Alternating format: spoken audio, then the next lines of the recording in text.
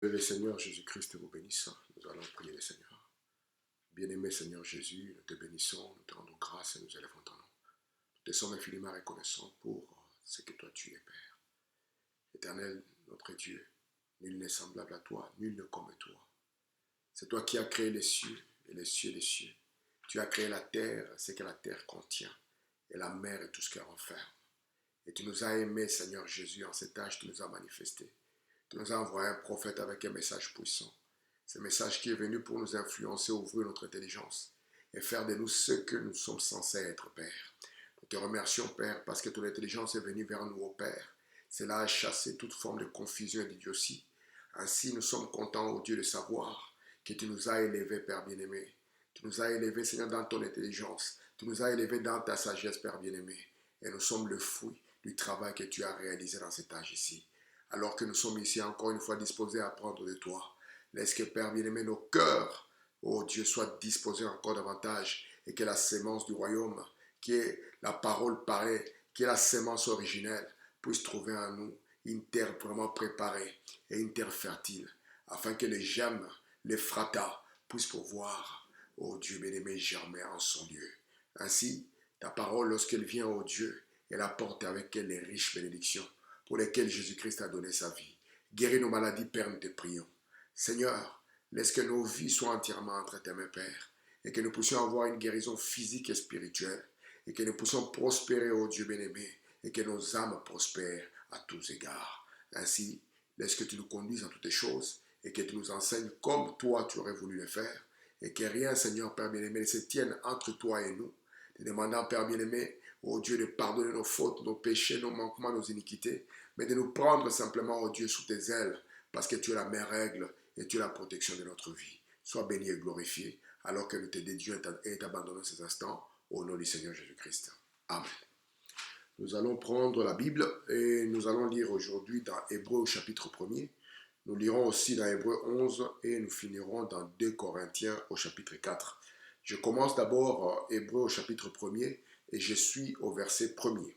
La Bible dit ceci: après avoir autrefois, à plusieurs reprises et de plusieurs manières, parlé à nos pères dans les prophètes, Dieu, dans ces derniers temps, nous a parlé par le Fils, qu'il a établi héritier de toutes choses, par lesquelles il a aussi créé le monde, et qui, étant le reflet de sa gloire et l'empreinte de sa personne, soutenant toutes choses par sa parole puissante, a fait la purification des péchés, s'est assis à la droite de la majesté divine dans le lieu très haut, devenu autant supérieur aux anges qu'il a hérité d'un nom plus excellent que les leurs.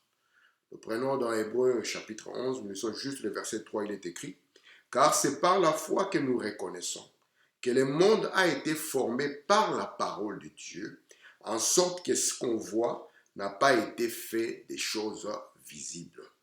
Nous terminons notre lecture du jour en prenant 2 Corinthiens 4, et là nous lirons simplement le verset 18. Parce que nous regardons non point aux choses visibles, mais à celles qui sont invisibles.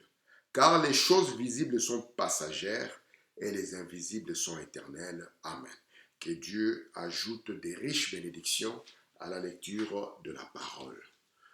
Je vous salue encore une fois au nom du Seigneur. Et comme vous le savez, nous sommes toujours dans ces sujets que nous avons commencés. Nous l'avons intitulé La chute et l'importance ou le but de la nouvelle naissance.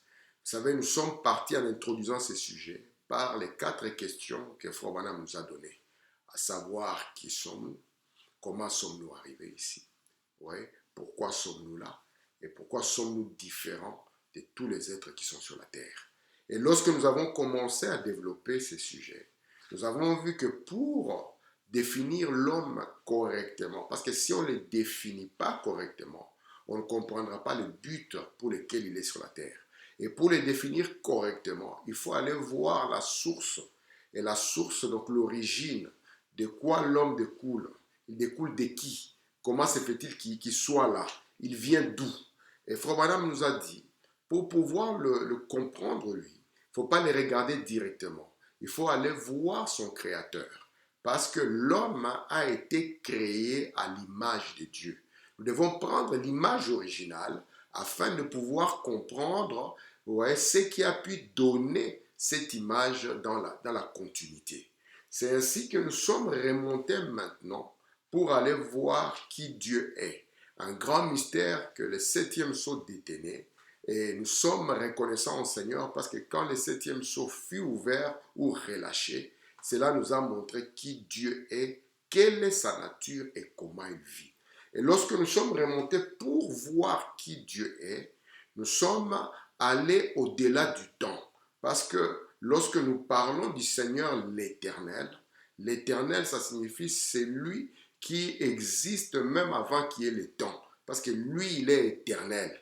Lui n'est pas sujet du temps. Lui ne grandit pas, ne vieillit pas. Il n'a pas de variation. Ouais, c'est comme cela que nous sommes montés avec nos Bibles en français. Nous avons lu le premier verset dans la Bible, au commencement. Dieu créa le ciel et la terre. Et cela a introduit beaucoup de choses pour nous. Parce que qu'est-ce que nous avons? Nous avons ici, au commencement, prenons Dieu qui va faire quoi? Il va créer le ciel. Et puis, il va créer la terre. Et nous avons compris, selon Frère Branham, que cet être ici qui est introduit dans Genèse chapitre 1er, qu'on appelle Dieu dans la Bible en français, on appelle God dans la Bible en anglais. Si nous revenons dans la Bible originelle en hébreu, le mot Dieu ici n'a rien à voir avec le sens commun d'objet d'adoration. Mais ici, on est en train d'introduire un être. Cet être-là, c'est El Elah Elohim. Donc le Dieu qui est introduit là-bas, ou bien le Dieu qui est exprimé, il veut simplement parler d'Elohim. Et qui est Elohim? C'est celui qui existe par lui-même et qui a en lui des attributs. On appelle attributs fonction. Ouais. Il a en lui des attributs. Ces attributs sont des gènes et il veut les exprimer. Mais il ne peut pas d'abord les exprimer étant dans cette position-là. Parce qu'ici, c'est le monde de l'esprit. Elohim le fort, l'esprit éternel, qui n'a ni père, ni mère, ni début de jour, ni fin de vie. Ouais, c'est lui qui introduit toutes choses. C'est lui qui est la source de toutes choses. Et c'est de lui que l'homme va découler lorsqu'il va commencer à condescendre jusqu'à arriver dans les faisant l'homme. Et nous comprenons maintenant ici que alors qu'il est Elohim, alors qu'il n'est pas encore l'objet d'adoration, il avait en lui le désir de se faire adorer. Et la première des choses, c'est qu'il va commencer à créer un monde. Nous avons dit que Elohim créa le ciel et la terre, ou bien, laissez-moi laissez-moi les numéroter correctement. La première position, la deuxième position et la troisième position. Elohim créa le ciel et la terre. Vous voyez, c'est plus profond que penser qu'Elohim a créé simplement le firmament ou bien l'espace au-dessus de nos têtes et puis qu'il a créé la terre. Ici, nous allons voir cela dans un sens encore un peu plus profond. Lorsque Elohim appelle le ciel, vous voyez, lorsqu'il appelle le ciel, c'est tout un monde. C'est un monde invisible. Donc ici, il va procéder de l'invisible comme Hébreu 11, verset 3 nous dit, et puis il va venir dans le monde visible. Donc c'est Dieu qui est en train de condescendre, passant d'abord de l'esprit qu'on ne peut pas décrire, jusqu'à ce qu'il entre dans le monde où seulement l'œil spirituel peut le voir, et de sorte qu'il va arriver maintenant dans le monde où l'œil naturel pourra le voir. Ce sont les trois manières où il condescend jusqu'à se rapprocher de l'homme afin de pouvoir compatir. Et aujourd'hui, par la grâce de Dieu, nous allons rester un tout petit peu dans ce monde ici. Et nous comprenons que d'Elohim, quelque chose va sortir, parce que dans le monde invisible, il est exprimé comme le logos, et il est aussi exprimé comme la théophanie. Ici, c'est un royaume, ouais, c'est le ciel.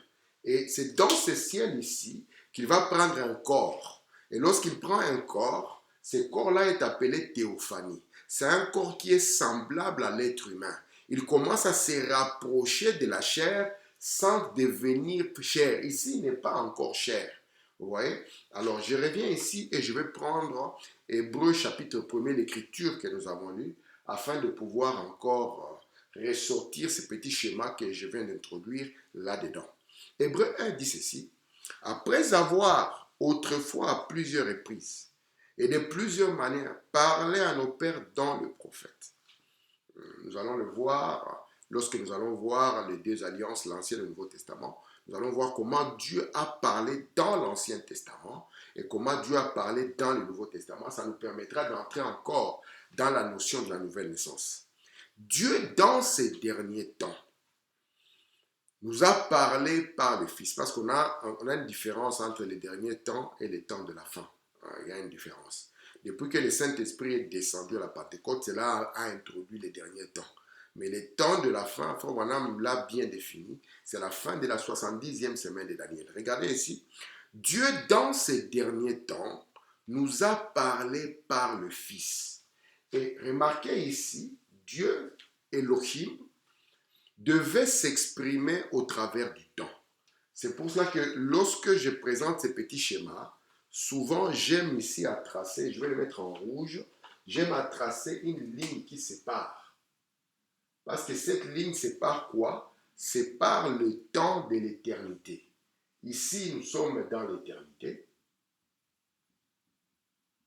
Éternité. Et ici, nous avons la notion du temps. Et cette notion du temps a deux dimensions.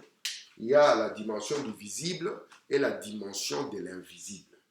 Et ici, maintenant, la Bible nous dit, Dieu, dans les derniers temps, nous a parlé par le Fils, qu'il a établi héritier de toutes choses, par lesquelles il a aussi créé le monde. Et le Fils dont nous sommes en train de parler ici, ce n'est pas encore la chair. Le Fils dont nous parlons, c'est le Logos. Le Fils dont nous parlons, c'est la théophanie. Voici pourquoi dans Apocalypse 3, on le montre comme étant le principe de la création de Dieu. Ça vient corroborer Hébreu 1, verset 2, par lesquels il a aussi créé le monde. Et ça vient encore confirmer Jean chapitre 1er, parce qu'on dit tout a été créé par lui et rien de ce qui a été créé n'a été créé sans lui. Au commencement était la parole.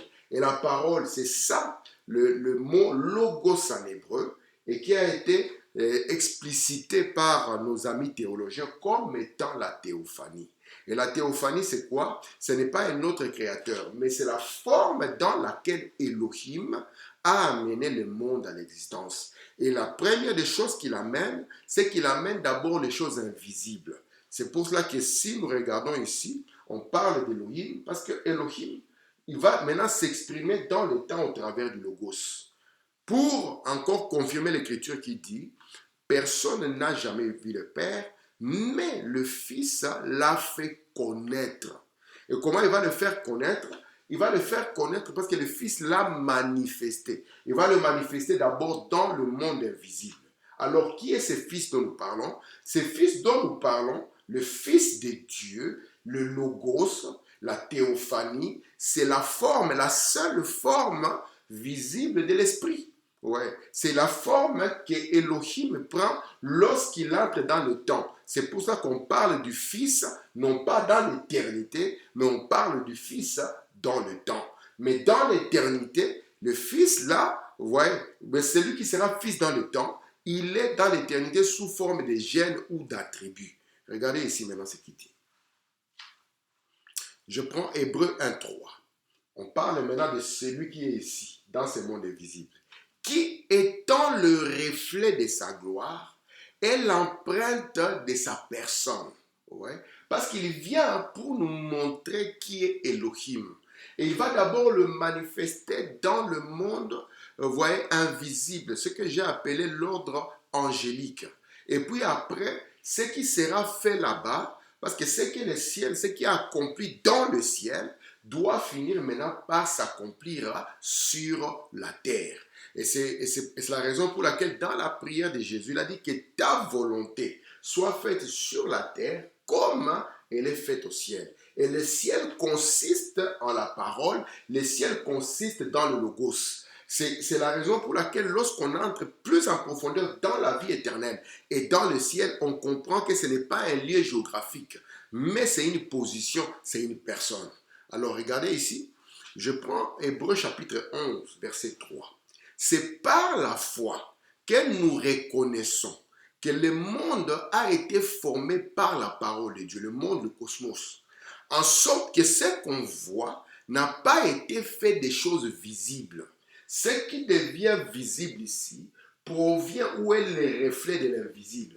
De sorte que dans le monde invisible, c'est le reflet de l'éternité. Donc on est en train de descendre jusqu'à arriver au niveau le plus bas.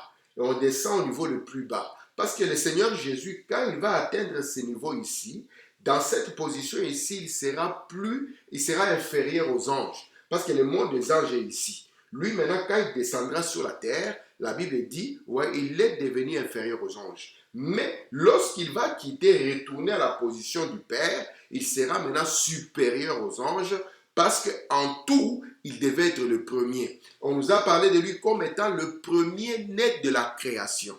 Et étant le premier de la création, c'est que dans le monde angélique, il devait être le premier. Même quand il descendra, lorsqu'il viendra exprimer la nouvelle création, il sera aussi le premier de la nouvelle création. Maintenant, je vais commencer à lire Frère Branham afin de fixer ceci dans votre esprit et de parler encore un tout petit peu du royaume du ciel, ou bien du royaume des cieux, ou bien du monde invisible. Dans Qui est ce Melchisédek, je suis au paragraphe 55, Frère Branham dit ceci. Remarquez maintenant, prêché le 21 février 65 ans, il dit donc, l'attribut, c'est ici, fit premièrement Dieu, la pensée, l'attribut lui-même, tout en un sans être exprimé. Parce que le principe de la matérialisation, tout commence d'abord au niveau de la pensée. C'est pour cela que Elohim, c'est lui la grande pensée éternelle. Ouais. Et nous étions en lui sous forme de pensée. Frère Branham dit, les chrétiens d'aujourd'hui que vous voyez sur la terre, ce sont ces pensées éternelles que Dieu avait en lui. Maintenant, ici, premièrement, dans l'éternité, c'est qu'il y a des pensées. Hein? C'est la pensée, l'attribut. Mais cela n'est pas encore exprimé. C'est pour ça que lorsque nous parlons de la parole ou du logos, la parole n'est rien d'autre que l'expression de la pensée ou la pensée exprimée. D'abord, le premier niveau, c'est le niveau de la conception. Le deuxième niveau, c'est le niveau de l'expression. On exprime ce qu'on avait conçu. Et le troisième niveau, c'est la matérialisation. On matérialise ce qui était la pensée et ce qui avait été exprimé. Regardez maintenant ce que Frère Branham dit. Il dit tout en un, sans être exprimé. Puis, deuxièmement, lorsqu'il l'exprima, il devint alors la parole. Et ensuite, la parole a été faite chair et a habité parmi nous. Saint Jean chapitre 1, verset 1er. C'est pour cela que lorsqu'il vient sur la terre, il va dire, c'est lui qui me voit, a vu le Père. Pourquoi? Parce que c'est le Fils qui fait toujours connaître le Père. Et nous allons voir le mot faire connaître, comment Frère Branham l'explique. Regardez ici.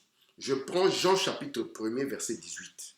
Personne n'a jamais vu Dieu. Elohim, personne ne l'a jamais vu. Le Fils unique qui est dans le sein du Père. Et c'est lui qui le fait connaître. Elohim ne pouvait pas être connu. Personne n'a jamais vu, personne ne le verra jamais. Mais il a fallu le Logos, la parole, le Fils de Dieu, pour pouvoir le faire connaître, pour pouvoir le manifester, pour pouvoir le rendre clair, voyez, vis-à-vis de nous. Et remarquez, alors que dans le monde invisible ici, si Dieu ne tient pas ce que nous voyons, le Logos, nous ne le verrons pas, même s'il est ici. Il dit c'est quelque chose qui est quand même là et qu'on ne voit pas. On regarde, on ne voit rien, mais il y a un esprit qui est là. C'est qui? C'est Elohim. On regarde, il y a le Logos qui est là, et personne ne peut le voir. Mais remarquez ici, le Logos peut être ici, mais l'œil naturel ne le voit pas. Mais si le Logos devient chair, là nous le voyons. C'est toujours Dieu qui est en train de condescendre. Il descend pourquoi? Il descend pour être un homme. Amen. Regardez maintenant. Frère Branham va nous expliquer parce qu'on dit que c'est le Fils qui le fait connaître. Je prends ici dans l'exposé, je suis dans l'âge de l'église de Pergame. C'est la page 163 de l'exposé. Il dit l'expression faire connaître. Lorsque nous disons le Logos a fait connaître Elohim et que Jésus nous a fait connaître le Logos, il va maintenant nous expliquer c'est quoi faire connaître. Ouais? Écoutez, l'expression faire connaître est tirée d'une racine grecque qu'on rend souvent par le mot exégèse. Donc, le Logos nous fait l'exégèse d'Elohim. Parce que faire connaître vient d'un mot, de racine des mots grecs, qui signifie exégèse. Il dit qui signifie expliquer entièrement. Ici, on ne peut pas l'expliquer entièrement. Mais ici, le Logos vient nous expliquer entièrement, vous voyez, et rendre clair. C'est ça, exégèse. Expliquer entièrement et rendre clair. C'est ce que la parole vivante de Jésus a fait. Il a fait venir Dieu à nous, car il était Dieu. Il nous a révélé Dieu dans une clarté si parfaite que Jean a pu dire de lui dans 1 Jean 1:3, ce qui était dès le commencement, ce que nous avons entendu, le Logos veut dire parole, ce que nous avons vu de nos yeux, ce que nous avons contemplé, ce que nos mains ont touché concernant la parole de vie, la vie a été manifestée, nous l'avons vue. Nous lui rendons témoignage, nous vous annonçons la vie éternelle qui était auprès de Dieu et qui nous a été manifestée. C'est pour ça qu'on dit qu'on l'a touché. Mais comment on l'a touché? Regardez comment il va condescendre. Je suis encore là. Merci Seigneur. C'est toujours du monde invisible. Parce que les invisibles sont les éternels et les visibles sont passagers. Vous voyez ça? Alors ici, la première étape, c'est d'abord Fils de Dieu. Et puis la deuxième étape, c'est Fils de l'homme. C'est pour ça que Frère Branham va montrer au ciel, il était sacrificateur. Et sur la terre, il est prophète. C'est pour ça que quand Dieu devait descendre jusqu'à devenir un homme, il ne pouvait être qu'un prophète. À cause de quoi? À cause de cette continuité. Fils de Dieu signifie héritier de la terre. Et c'est comme ça que quand il placera l'homme sur la terre, il le placera comme le Dieu de la terre. Alors que fils de Dieu, c'est héritier de toutes choses. Ouais, c'est héritier du ciel. Et remarquez, fils de l'homme, héritier de la terre. C'est lui qui est en train de condescendre de l'éternité, héritier de toutes choses, et puis de l'héritier de toutes choses à héritier de la terre, jusqu'à ce que nous pouvons le palper. Et c'est ici maintenant le faire connaître qui prend tout son sens. Il prend son sens comment? Il montre que c'est le mot exégèse. Ouais, exprimer entièrement, rendre clair. Maintenant ici, lorsque Jésus est là, si nous le touchons, on dit nous avons touché Dieu. Amen. Parce que le Dieu qui était inconnu est descendu jusqu'à mettre quoi? Sa tente au milieu de nous. Et remarquez, lorsque je le prends ici, c'est une trinité parce que Dieu travaille en trois. Mais lorsque j'entre simplement dans le temps, j'ai une dualité. Il faut que Dieu maintenant puisse encore compléter cela, encore par 3 niveaux. Parce que le Dieu qui était venu dans Jésus-Christ, il voulait aussi entrer dans les hommes. Voilà pourquoi nous parlons de l'importance de la nouvelle naissance. Alors, regardez encore ici. Je suis juste en train de réintroduire ce que j'avais dit la dernière fois parce que je suis en train de viser d'atteindre un peu ce point ici. Je vise cela. Alors, je prends ici dans qui est ce Melchisédek, paragraphe 56. Remarquez, c'est ça au commencement. Mais avant, c'est ce qui est éternel. Remarquez, au commencement était la parole. Lorsque le temps commença, c'était la parole. Ouais. Mais avant d'être la parole, c'était un attribut, une pensée. Puis elle fut exprimée. Au commencement, il y avait l'expression, la parole. Maintenant, je continue. Remarquez, sa première nature, c'était l'esprit. Dieu, surnaturel, le grand, éternel. Deuxièmement, il commence à se donner une forme se rapprochant de la chair. une théophanie, comme on l'appelle, la parole, un corps. C'est donc l'état dans lequel il était lorsqu'il rencontra Abraham et qu'il fit appeler Melchisédek. Ouais. Hébreux chapitre 7 parle de ça. Ouais. Il était sous la forme d'une théophanie.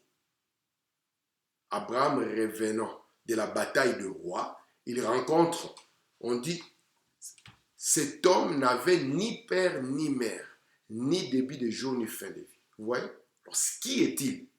On dit, qui est ce Melchisédek? Frère Branham dit, c'est quoi? C'est le roi théophanie. C'est pour ça qu'il montre qu'il est trois rois. Il est quoi? Il est premièrement roi de justice. Vous voyez? Il est roi de paix. Et puis sur la terre, il devient roi de rois. C'est toujours cette condescendance de Dieu.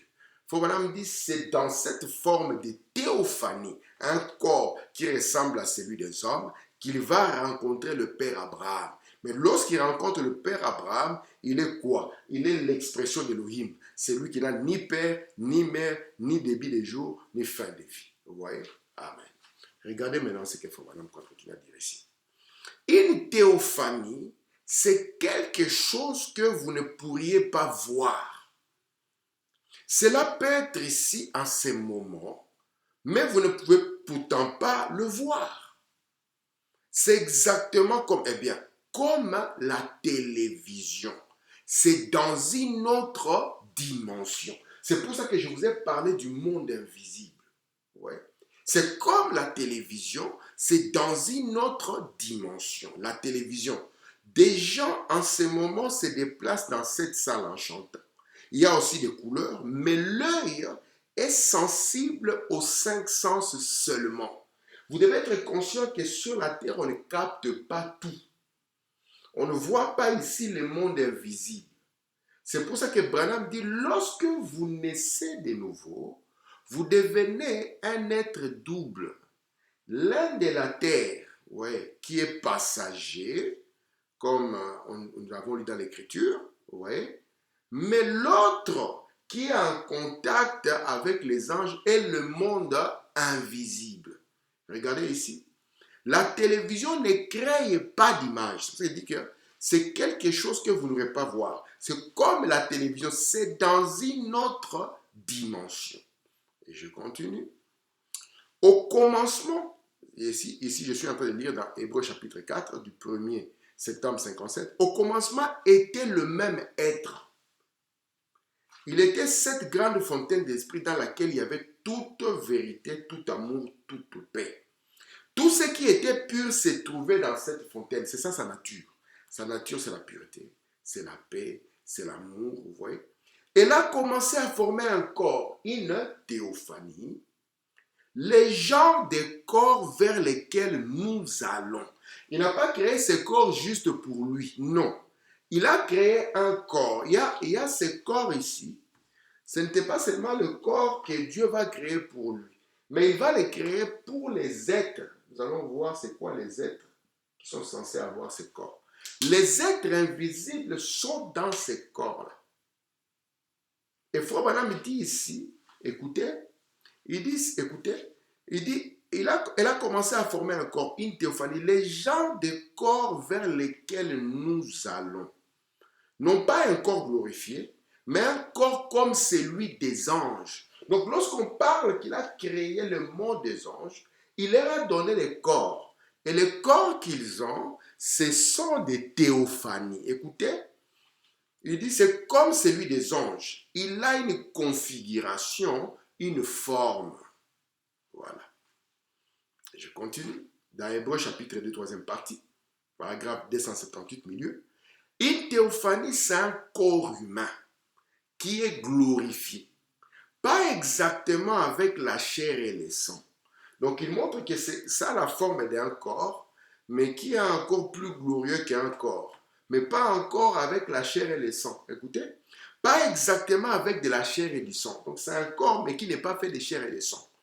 Comme il en sera dans son état glorifié. Ça, on verra plus tard. Mais elle a la forme d'un corps humain qui ne mange ni ne boit. Mais c'est un corps qui nous attend. aussitôt que nous aurons quitté celui-ci. Mais maintenant, là, nous entrons dans ces corps. C'est ce genre de corps-là que Dieu avait, car il a dit, faisons l'homme à notre image et à notre ressemblance. Ici, il nous donne beaucoup de choses, qui sont des choses qui trouvent leur fondement dans la Bible. Si vous prenez l'histoire de Manoah, Manoah c'est le papa de Samson, vous verrez qu'il avait vu l'ange du Seigneur dans la forme d'un homme. Et c'était quoi? C'était une théophanie. Ouais, on lui a donné à manger, il ne pouvait pas manger parce que la théophanie ne mange pas. Et là, elle peut se tenir devant vous. Si vous la voyez avec les yeux, vous pouvez croire que c'est un homme, mais vous ne pouvez pas les toucher. C'est pour ça que Jésus, à sa résurrection, voulait venir les toucher d'abord. Il a dit, ne me touche pas, parce que je ne suis pas encore monté vers mon Père, qui est votre Dieu et qui est mon Dieu. Vous voyez ça? Et remarquez maintenant, ce corps-là, ça n'a pas de chair, ça n'a pas de sang, ça ne mange pas, ça ne boit pas, ça ne dort pas. Mais c'est un corps qui nous attend lorsque celui-ci est détruit. C'est ce que Paul avait dit, que si cette tente, parce que la chair est une tente, si cette tente dans laquelle nous vivons est détruite, il y a une autre qui nous attend. Et c'est comme cela que nous avons montré la gloire des tentes. Je vous ai dit, Jésus, lorsqu'il est venu comme fils de l'homme, la tente dans laquelle il était, la chair, était moins glorieuse que la position qu'il avait comme fils de Dieu. C'est pour ça qu'on a dit, il a été fait pendant un temps inférieur aux anges. Et Agé nous avait dit, la gloire de cette tente, de cette maison, sera plus grande que la gloire de cet autre. Donc la gloire de la chair est moins élevée que la gloire dans la théophanie. Là, on ne se fatigue pas, on ne tombe pas malade, on n'a pas besoin de manger, on n'a pas besoin de tout cela. C'est pour ça que vous allez voir que quand on a amené l'offrande à l'ange de Dieu, après un moment, il a quitté la forme de la chair, il est retourné dans la lumière, et c'est là où ils ont réalisé que c'était l'ange du Seigneur. Alors, je continue à lire ici. Il faut maintenant nous rappeler une chose, c'est quand il était dans ce corps, dans cette théophanie qu'il avait dit, créons l'homme à notre image. On continue. Je prends dans Akades Barnea. Branham l'a prêché le 27 mai 56. Je suis au paragraphe 18. Voyez-vous, nous avons 3 corps différents dans lesquels nous habitons. Ça, c'est Frère Branham. Comme on va toujours par 3, il y a 3 corps dans lesquels nous habitons. L'un, c'est un corps humain. Et le corps humain, on le trouve ici dans les 3 premières dimensions. Quelles sont les 3 premières dimensions? C'est la lumière, le temps et la matière. C'est pour ça que vous avez l'œil. L'œil, lui, il capte tout ce qui est onde lumineuse. Ouais. La lumière, la matière et le temps. Et le toucher ici nous permet alors de faire quoi? De saisir tout ce qui est matériel. Et le temps s'écoule et vous allez voir l'effet du temps sur le matériel. C'est la raison pour laquelle Frère Branham dit Dieu n'existe pas dans le temps. Parce que s'il était dans ces 3 dimensions, il aurait quoi? L'effet du temps sur sa chair. Amen. Regardez ici. C'est pour ça que Dieu n'est pas chair comme nous le voyons. Alors je continue ici. Nous avons 3 différents corps dans lesquels nous habitons. L'un, c'est un corps humain, on le trouve sur la terre. L'autre, c'est le corps céleste. Ouais. Et nous pouvons le trouver à différents endroits, dans les dimensions. Ok. Et l'autre, c'est le corps glorifié. Donc, il y a 3 corps. Moi, je vais revenir, le corps glorifié, je vais le laisser un peu de côté. J'y reviendrai bien plus tard. Alors, regardez ici. Nous avons le corps céleste. Et c'est de lui que nous avons commencé à parler lorsque nous avons parlé du Fils de Dieu. Et puis, nous avons parlé du corps humain. Le corps humain, c'est le corps auquel nous sommes habitués, qui est fait de chair, qui est fait de sang. La maison de papa et de maman qui est à l'image des parents.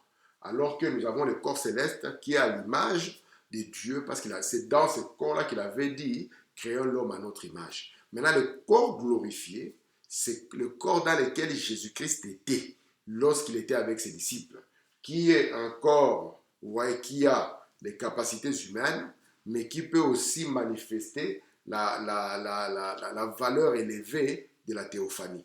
Donc, un corps qui peut manger, mais qui peut traverser les murs, un corps qui peut boire, mais qui peut aller à la vitesse de la lumière. Vous voyez, ce sont les trois corps qui existent. Corps glorifié, corps céleste ou théophanie, hein, et puis nous avons corps humain, et donc corps céleste ou théophanie, corps humain ou corps terrestre. Ici, nous sommes dans un corps terrestre, ici dans un corps céleste. Amen. Regardez, parce que j'ai dit le corps glorieux, je vais le développer après. Je continue ici, dans la vie. Prêchez les 2 juin 57, paragraphe 22. Donc ceux qui sont sur la terre ici, ils sont dans les corps humains. C'est pour ça que le Fils de l'homme, c'est un homme. Vous voyez, il est dans une chair. Le Fils de Dieu, vous voyez, c'est la théophanie, le Logos. Mais lorsque le Logos vient dans un Fils de l'homme, ça vous produit le Fils de l'homme. Regardez ici, sur le paragraphe 22.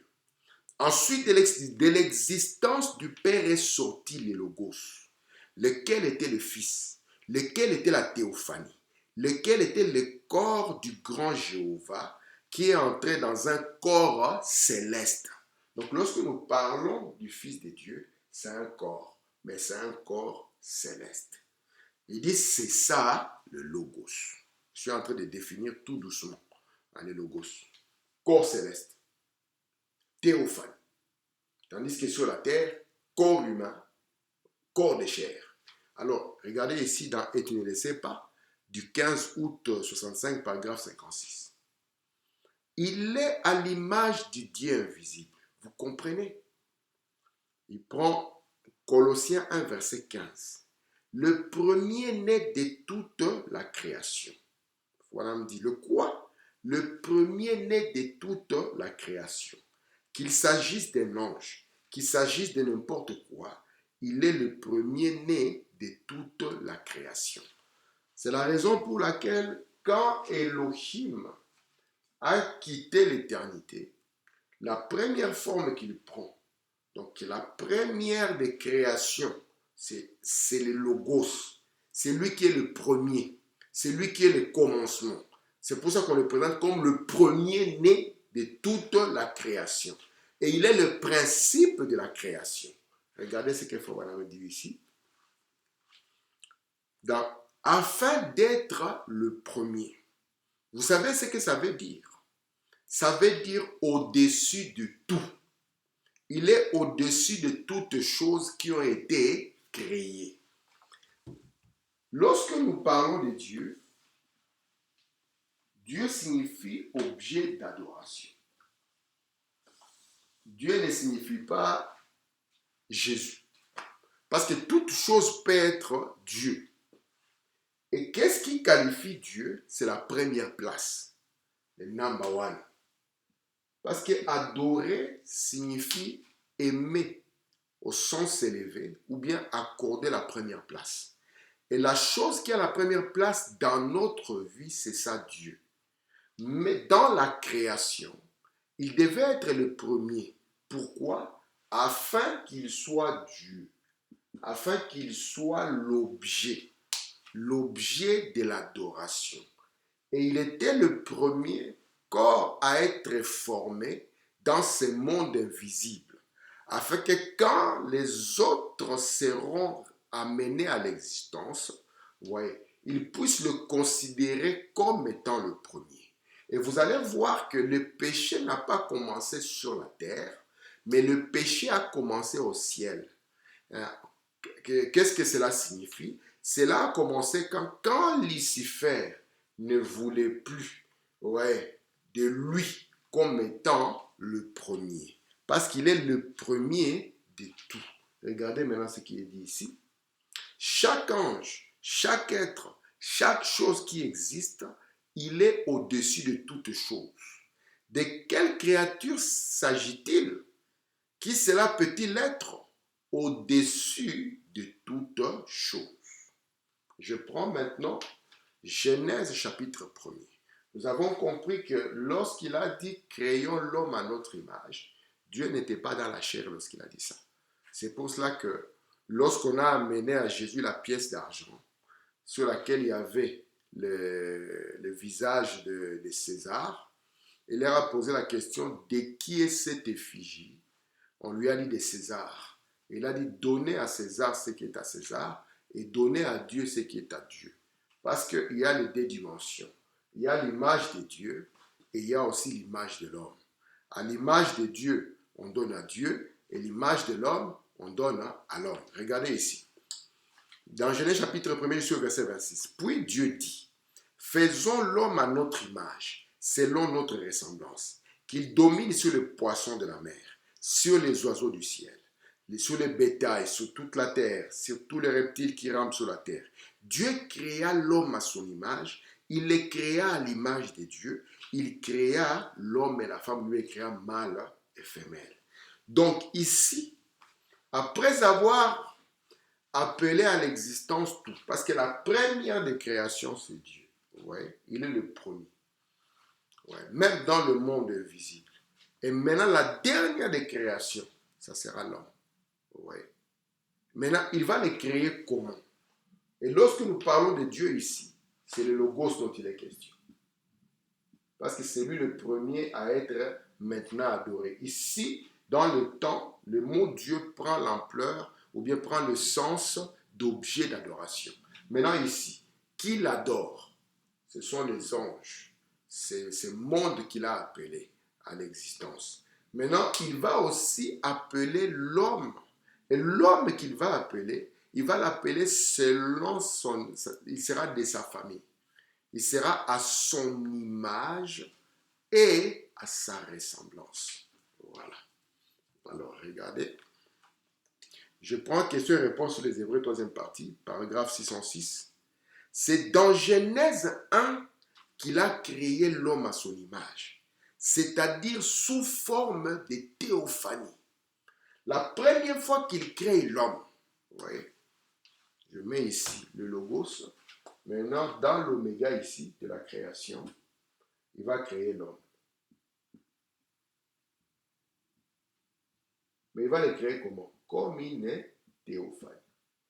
Ce n'est pas un homme de chair que Dieu appelle dans Genèse 1, mais il appelle un homme esprit, dans un corps céleste. Écoutez, c'est dans Genèse 1 qu'il a créé l'homme à son image, c'est-à-dire sous forme de théophanie. Et dans Genèse 2, il a formé l'homme de la poussière de la terre. L'homme humain que nous avons maintenant. L'homme humain que nous avons maintenant est venu après. Le premier qui est venu d'abord, c'est l'homme théophanie. Et c'est l'homme théophanie qui était à l'image de Dieu. Lui, il est créé. Lui, c'est l'homme créé. L'homme de Genèse 1. Tandis que l'homme de Genèse 2, lui, c'est l'homme formé. Voici vos deux types d'hommes. Vous avez un homme créé et puis un homme formé. L'homme créé, il est créé à l'image de Dieu. Vous voyez? Il est de l'ordre du logos. Vous voyez? Il est de l'ordre de Dieu. Tandis que l'homme formé est une partie de la terre. Il est une partie de ce qui est passager. Il est une partie de ce qui est terrestre, de ce qui est lent. Regardez. Puis au chapitre 3, il y a eu la chute. Il a été chassé du jardin. Ensuite, les enfants ont engendré des enfants. Regardez ceci, nous allons le mettre sur le plan. Je fasse un peu le tout, parce que nous sommes en train d'avancer, je remercie Dieu. Je fasse un peu le tout pour que nous puissions voir tout ce que nous avons eu en clair. Comment est-ce que Dieu fait les choses ici, dans le livre de Genèse. Tout le plan que nous allons parcourir par la grâce du Seigneur. Nous avons Genèse chapitre 1er. Genèse 1, à partir du 26. Nous avons l'homme créé. Ici, c'est l'homme. L'homme qui a été créé. L'homme créé. Ça, c'est 1. Et nous avons ici Genèse 2. Nous avons l'homme qui a été formé de la poussière de la terre. Et puis nous avons troisième position, Genèse au chapitre 3, et nous voyons la chute. L'homme ici, il est de la famille de Dieu, à l'image de Dieu. Tandis que l'homme ici, lui, il est terrestre. C'est pour ça que celui-ci est invisible, celui-ci est visible. On nous a dit, ne regardons pas au visible, c'est passager. Regardons à l'invisible. Et puis nous regardons ici la condition du monde, du cosmos, connaît un bouleversement. Continuons à lire, frère Branham. Toujours dans question-réponse sur les Hébreux, troisième partie, paragraphe 848. Alors voilà, c'est comme ça que nous sommes ici. Nous venons d'un être supérieur. L'homme est créé ici, il vient de quoi? Il vient du Logos. C'est le Logos qu'il a formé à son image. Donc le Logos, ouais, l'a produit par la loi de la multiplication. Amen. De cette première sémence parole parlée a découlé ceci. Regardez. Alors voilà, c'est comme ça que nous sommes ici. Nous venons d'un être supérieur. Au commencement, nous étions à l'image de Dieu. Le voile et les ténèbres nous empêchent de les reconnaître maintenant. Mais Jésus a dit à ses disciples qu'il était avec eux avant la fondation du monde. Déjà avant la fondation du monde, vous ne pouvez pas devenir ceci, vous voyez, hein, jusqu'à devenir un fils si vous n'étiez pas dans son planning. Alléluia. Regardez, je continue. Parce que ce qui était à son image et à sa ressemblance, c'est ce qu'il avait en lui. Et c'est pour ça que Jésus a dit à ses disciples qu'il était avec eux avant la fondation du monde. Regardez ici.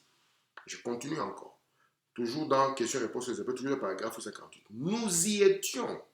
Vous ne pouvez pas les reconnaître maintenant, mais vous étiez là au commencement.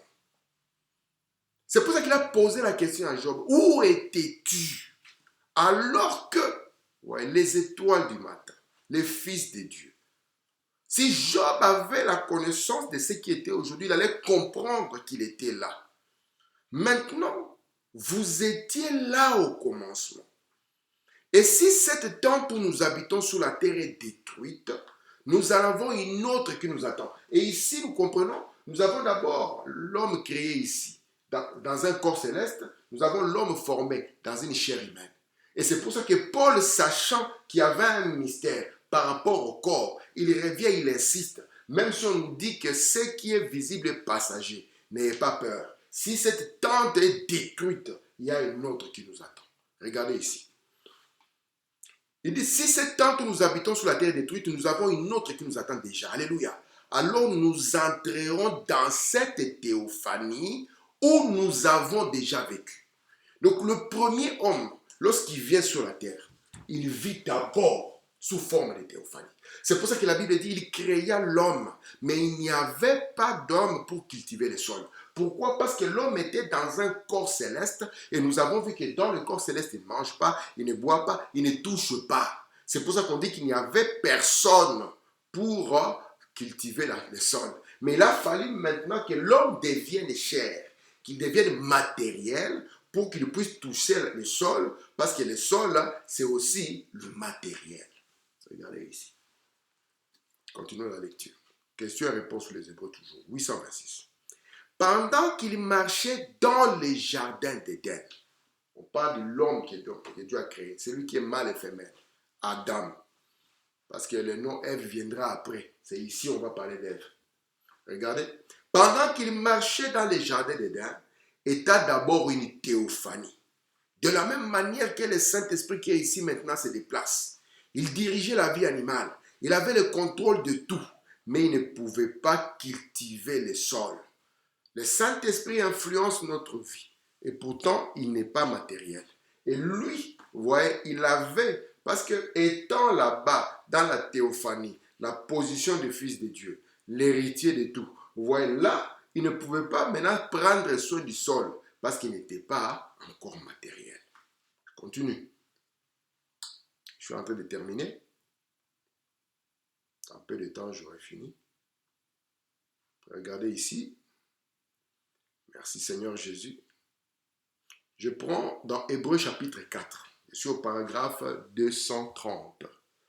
Frère Branham dit, Dieu était-il un homme? Frère Branham dit certainement.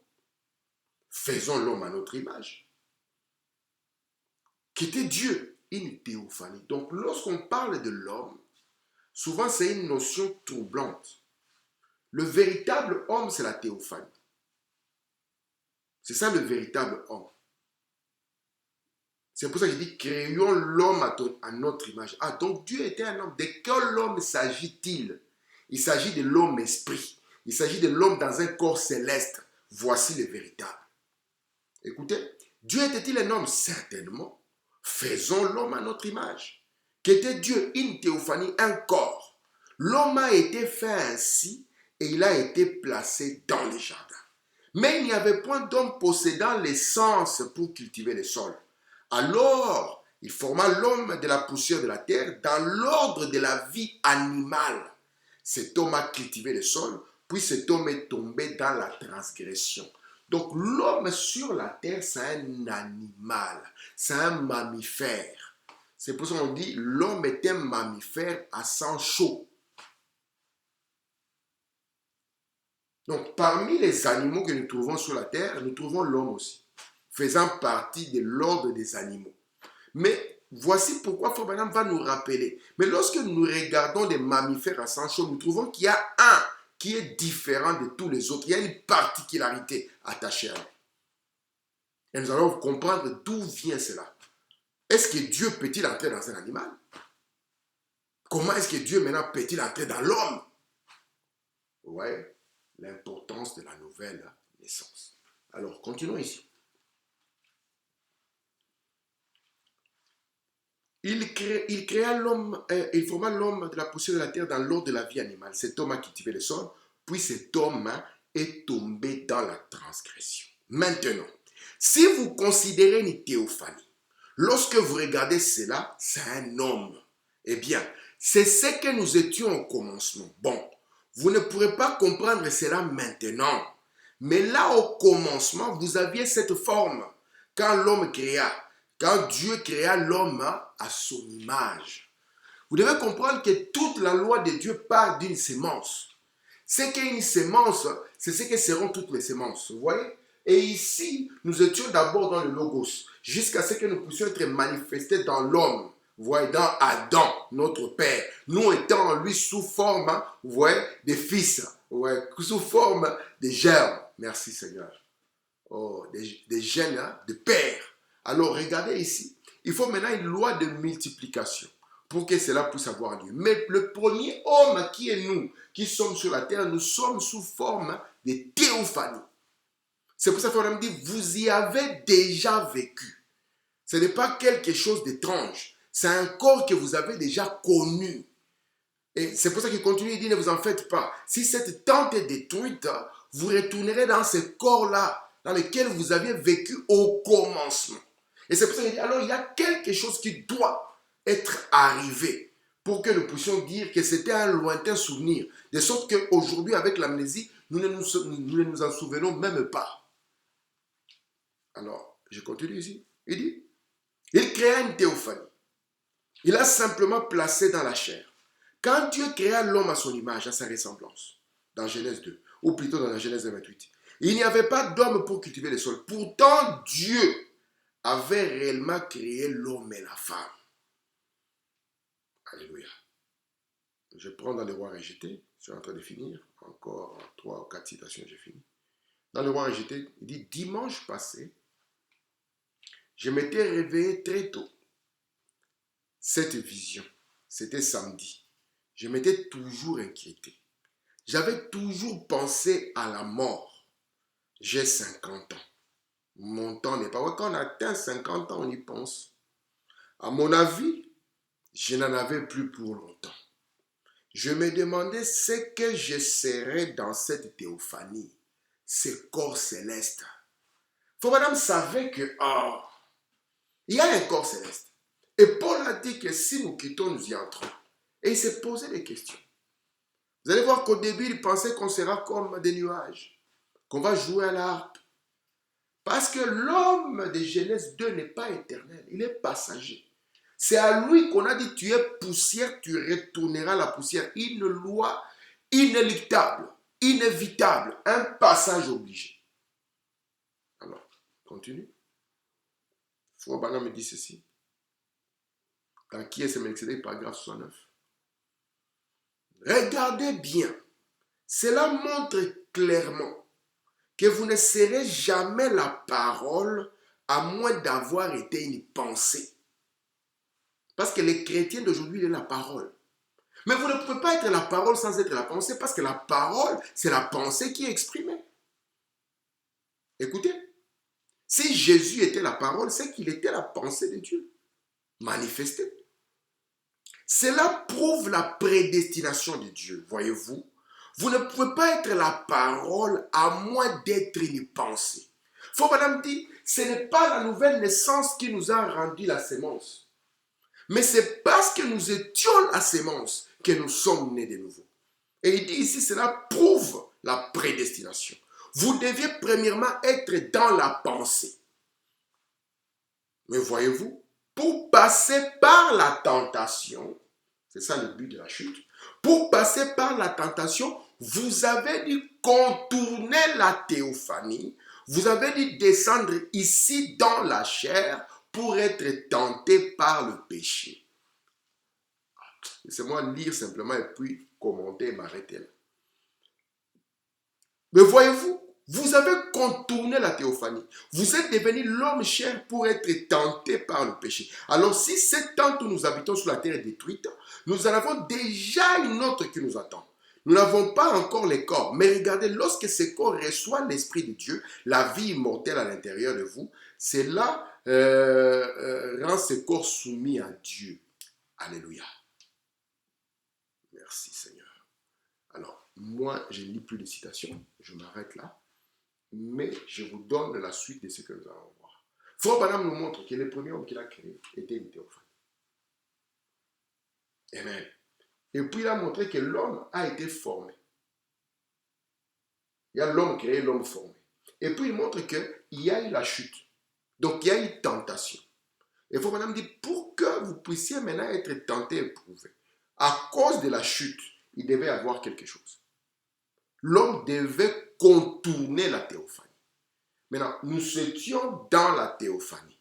Maintenant, nous devons contourner la théophanie. Qu'est-ce que cela signifie? Est-ce que nous sommes entrés dans la théophanie ou bien nous ne sommes jamais entrés dedans? Pourtant, nous voyons, Frère Branham dit, c'est là où nous étions. Maintenant, qu'est-ce que signifie, Frère Branham? Explique-nous, qu'est-ce que signifie alors contourner la théophanie? Branham dit, si nous étudions les choses superficiellement, nous en tirons une compréhension superficielle. Il va nous expliquer maintenant ce que signifie contourner la théophanie. Mais avant de devenir la théophanie, vous étiez d'abord la pensée. Vous étiez cet esprit éternel là-bas, comprenez, qui est devenu la théophanie. Amen. Et puis après, nous allons voir comment l'homme est devenu chair et comment il pouvait tomber. Mais Jésus-Christ maintenant ne va pas contourner la théophanie. De la pensée